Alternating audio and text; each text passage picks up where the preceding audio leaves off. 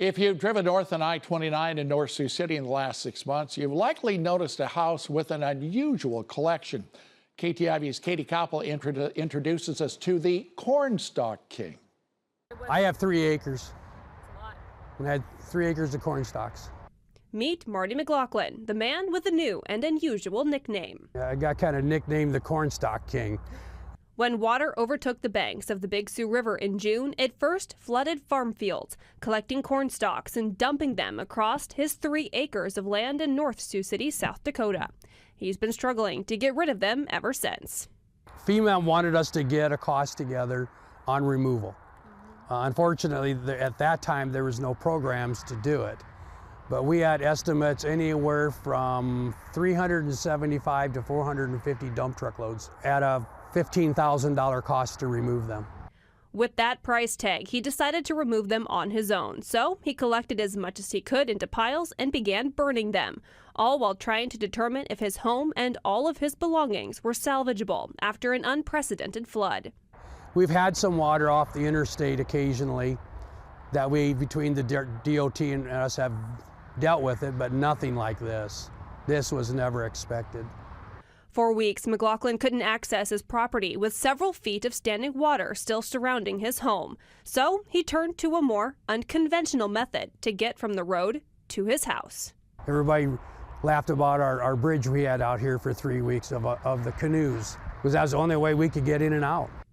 He was out of town that weekend and watched on his security cameras as everything he owned was inundated with water. This is the only vehicle that I had left out of everything I had, you know, and I paid the house off last May, so I was technically, you know, debt-free.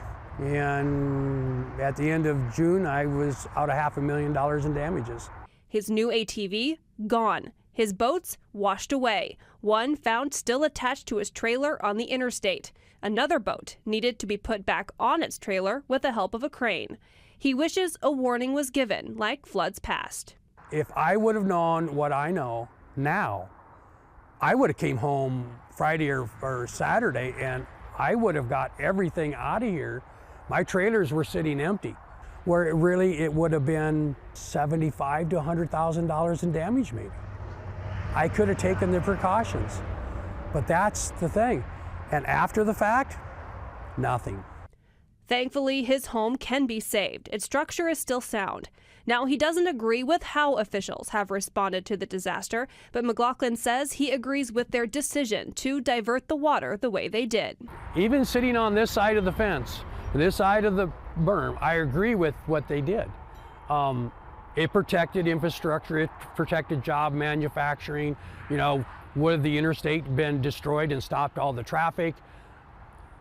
I get it, but a choice was made.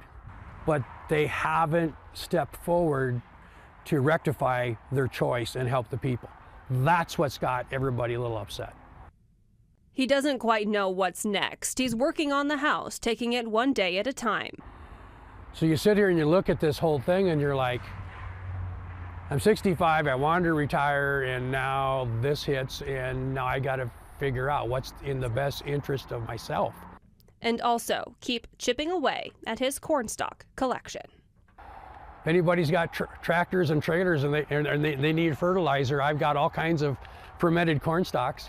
I got compost. In Union County, South Dakota, Katie Koppel, KTIV News 4. McLaughlin says that he'll continue burning the corn stalks in the spring unless he finds another way to get rid of them.